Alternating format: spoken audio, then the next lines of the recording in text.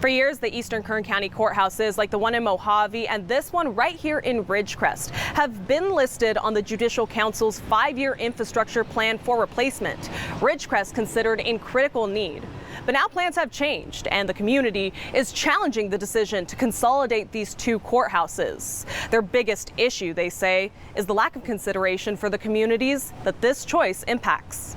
We feel like the elderly stepchildren of Kern County. I mainly wanted to come and represent some of the clients and some of the people that we serve. Many of them don't have the opportunity to be able to travel. A community in an uproar after learning about the potential closure and consolidation of their courthouse.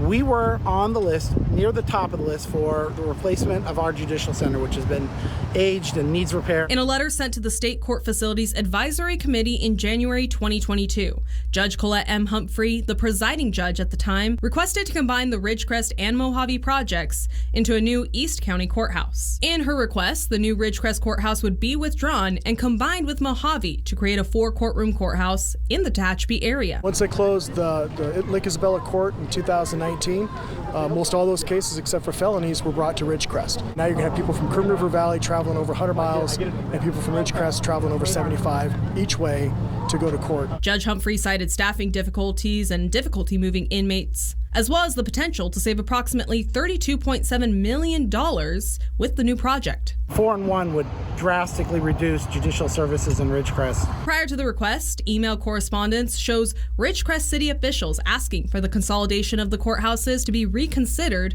and for the community to be involved in any decisions moving forward. Judge Humphrey responded that the project was only a proposal and stated that they will seek feedback from Ridgecrest should the discussion move forward. But according to Ridgecrest Mayor Eric Bruin, no public meetings involving the city were held before the request was made to the Judicial Council, who approved the consolidating of 2 courthouses in June of 2022, according to the 5-year plan for fiscal year 2023-24. How can you say you created this problem, but because we created it, you just have to accept it and now deal with it? A public meeting request would not come until May of 2023 by current presiding judge Eric Bradshaw. In the meeting announcement, the court offered 3 alternatives. The first, to take no action on the current plan. The second, to create a 3-2 courthouse between the Mojave-Tehachapi area and Ridgecrest. And the third, to remove the request completely from this fiscal year. We were on a list in line to be able to get a new courtroom, and due to the actions of some, it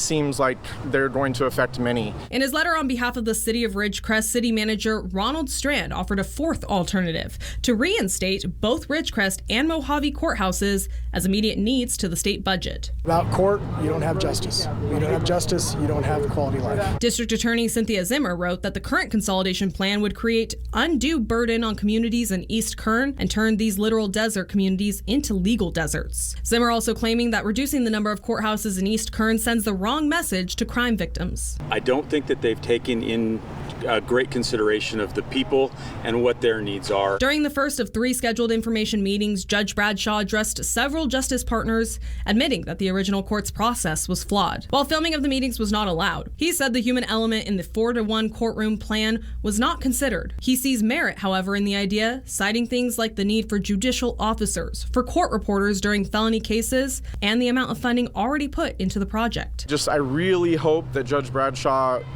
considers what was said today, because there was a lot of strong arguments.